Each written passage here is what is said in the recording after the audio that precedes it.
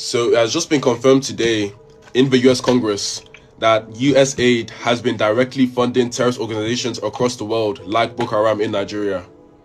As in, the US government was directly sending tens of millions of dollars to destabilize the Nigerian state and lead to the death of tens of thousands of Nigerian people for at least a decade now. And from that story alone, we can then deduce that it's very obvious that America orchestrated the collapse of Nigeria. And let me just give you some background to this story, right? So we had from 2010 to 2014 a Nigerian government that was essentially ensuring Nigeria's economic growth. I'm not going to say that this government was amazing. They were not. They had corruption, there were problems, but at the end of the day, Nigeria's economy was growing massively. I'm saying like 8%, 10% economic growth year on year. Nigeria was actually on track to become a $1 trillion economy by this year, by 2025. And beyond that, they were also on track to become a superpower nation. They were actively expanding their influence across the African continent and across the world. Nigeria was in an amazing position. But obviously, this goes against American interests. America cannot have a powerful African nation challenging their interest in the region. So what do? They funded Boko Haram. And from that's where the collapse of Nigeria started. Because Boko Haram was a massive problem. They were bombing Abuja. They claimed a territory the size of Belgium in Nigeria. They were destabilizing the country fully. It was a very bad position for the country to be in, and that is where Buhari comes in. Buhari was a former military dictator, and he petitioned to the people as somebody who would be tough on terrorism because, he was part of the military, Abi.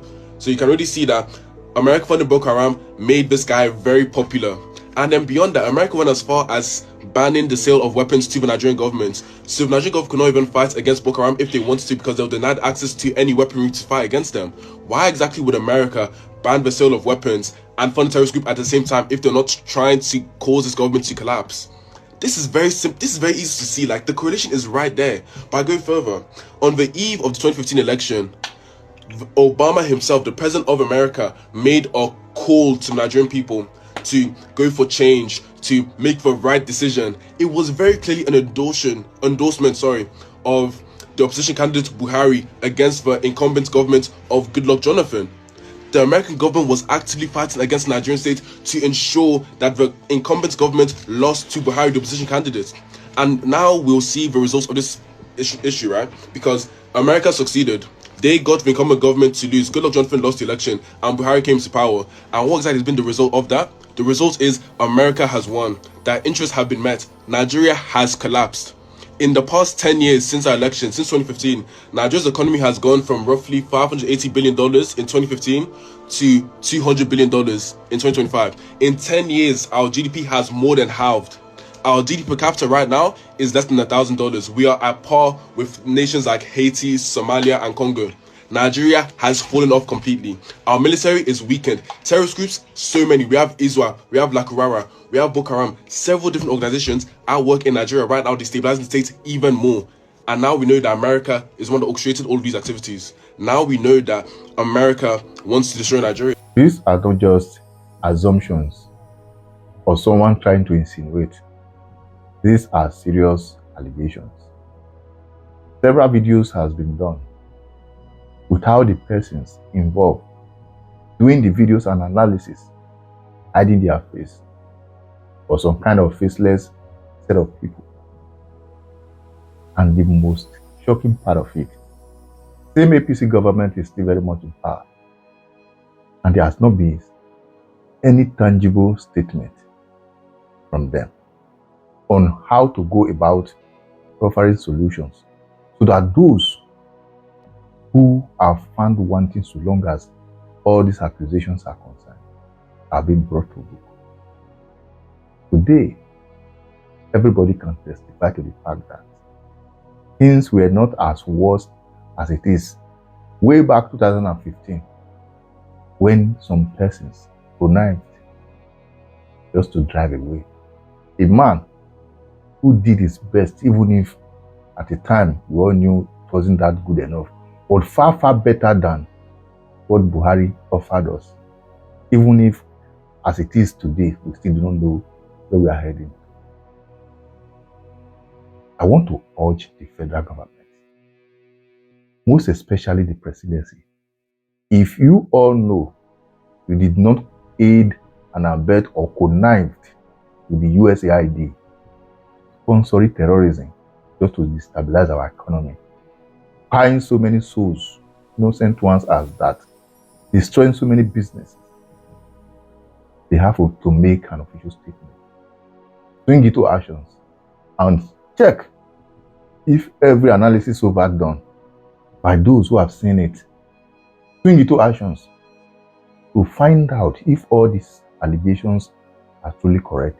If they are, someone must be held responsible. It is no longer palatable. Enough is enough.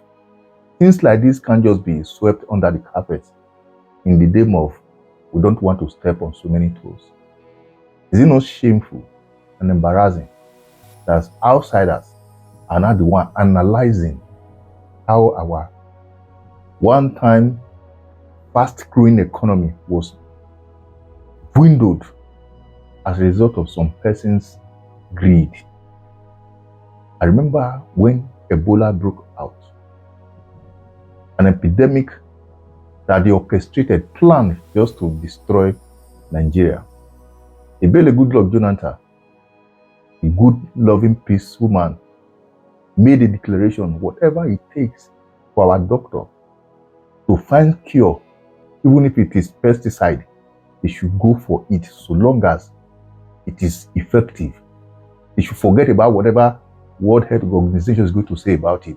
This is my nation.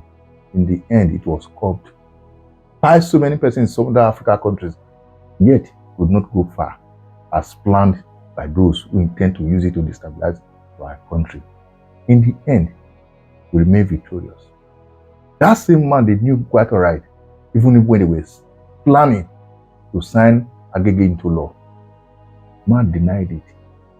But in the end, a man that was so peaceful, who did not have military background, were flushed out from the system. Today, everybody is suffering.